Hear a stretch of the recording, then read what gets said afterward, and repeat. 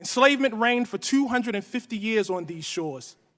When it ended, this country could have extended its hallowed principles, life, liberty, and the pursuit of happiness to all regardless of color. But America had other principles in mind.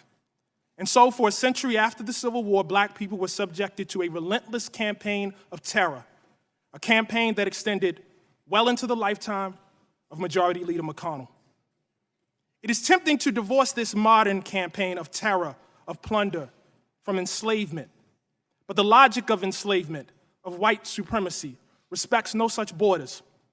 And the god of bondage was lustful and begat many heirs: coup d'etats and convict leasing, vagrancy laws and debt peonage, redlining and racist GI bills, poll taxes and state-sponsored terrorism. We grant that Mr. McConnell was not alive for Appomattox, but he was alive for the electrocution of George Stinney. He was alive for the blinding of Isaac Woodward. He was alive to witness kleptocracy in his native Alabama and a regime premised on electoral theft. Majority Leader McConnell cited civil rights legislation yesterday, as well he should, because he was alive to witness the harassment, jailing, and betrayal of those responsible for that legislation by a government sworn to protect them. He was alive for the redlining of Chicago and the looting of Black homeowners of some $4 billion. Victims of that plunder are very much alive today.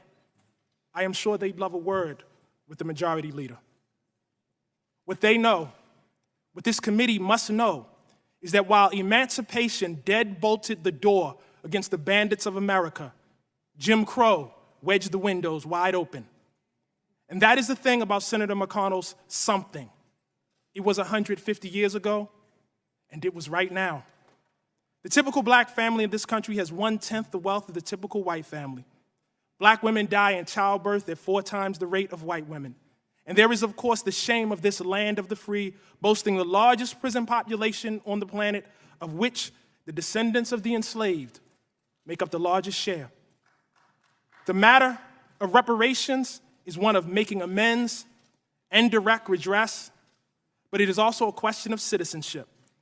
In H.R. 40, this body has a chance to both make good on its 2009 apology for enslavement and reject fair-weather patriotism, to say that a nation is both its credits and its debits, that if Thomas Jefferson matters, so does Sally Hemings, that if D-Day matters, so does Black Wall Street, that if Valley Forge matters, so does Fort Pillow.